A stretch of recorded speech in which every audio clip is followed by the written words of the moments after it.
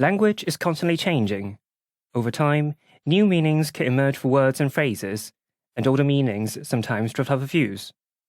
If you want to study how the meaning and syntax of particular words are changing, then you need a way to collect data that allows you to track the trajectory of their meanings over time. A commonly used source of data is a corpus, where others have already collected and organized a large amount of relevant data, and you can make use of them easily. But there are occasions when the corpus is not the ideal source of data, even when studying language change. For example, if someone said this sentence here in a corpus, Joe could actually have said it out loud, or it could have been just the way the speaker reported how Joe felt at the time.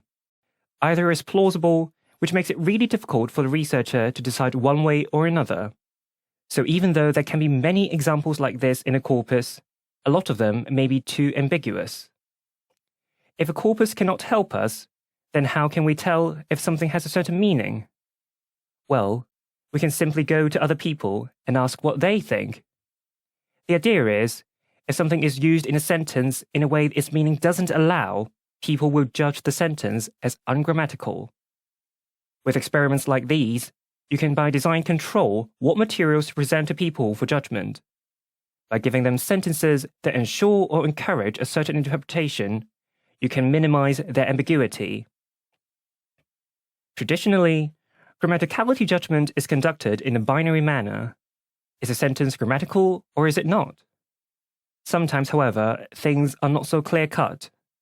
A speaker could feel that a sentence falls in between.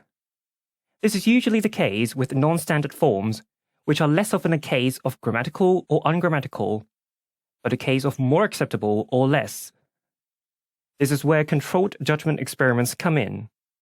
In these experiments, binary judgment is replaced by a scaled acceptability. Speakers can simply score on a scale how good they think it sounds. And so with marginal cases and emerging forms, this method allows for more nuance in the way the researcher assesses their acceptability.